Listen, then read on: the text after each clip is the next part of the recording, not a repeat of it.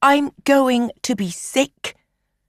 This was Peregrine's first thought, as she blinked at the 3 plastic dogs' heads bobbing up and down in front of her, nodding in agreement as if to say, yes, you are. Peregrine's second thought was that she was definitely not in Oxford anymore. Instead of her godfather's cosy plant clinic, where she was supposed to be, where she had been just moments before, she was now in some sort of office reception area, with a fish tank down one wall. Hades would like a word. That was what the Invisible, one of Hades' grey-suited agents, had said just before they had grabbed Peregrine's shoulder and, poof, transported her here, wherever here was. The Invisible hadn't even asked her whether she wanted to go. So?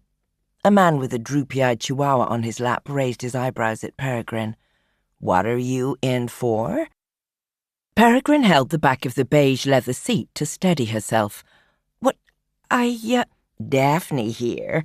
The man scratched the chihuahua's ruff affectionately. Is working through some insomnia. Has been terribly difficult for both of us. The dog yawned on cue, its tiny pink mouth opening wide. Peregrine looked at the chihuahua, then at the man, and then at the sign above the reception desk. The Good Counselor, Pet Psychiatry Services, Dr. L. Hayden, M.D. Pet psychiatry? Peregrine said, then, unsure of where she should put the emphasis, repeated, Pet psychiatry? Best in New York. The man nodded to a door at the far end of the room. Better be at these prices, am I right? Right, of course. New York? Peregrine screamed inside her head. She was in New York! The office door opened, and an impossibly glamorous woman swanned through, preceded by a ferret wearing a rose gold collar with matching lead. You simply must come to the Met Gala, Dr. Hayden. I insist. Peregrine gasped, not at the ferret, though that was interesting, but at the woman. That woman was Griselda Fortune, star of her mum's favourite period drama, Winsome Manor. Mum! Peregrine's mum had just gone to put the kettle on and would have come back to find Peregrine missing, vanished. She must be so worried.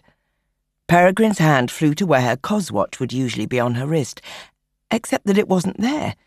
She must have taken it off, just in case her friend Raj, who did not yet know about the cosmic realm, spotted it.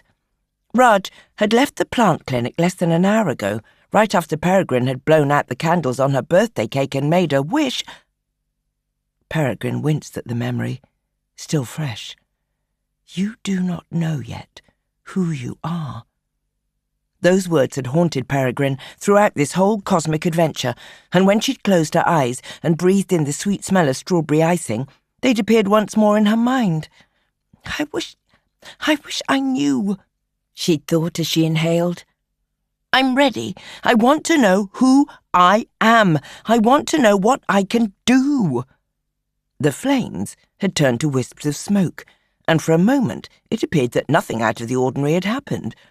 Of course, it was just a birthday wish after all. What did she think would happen? But then the cake had caught fire. Peregrine's eyes flicked to the office door. Had Hades heard her wish? Was that why she was here? You are a magician, Doctor, Griselda crooned, waving her hand dramatically. No. A man in a sharp sky-blue suit and crisp white T-shirt followed behind her.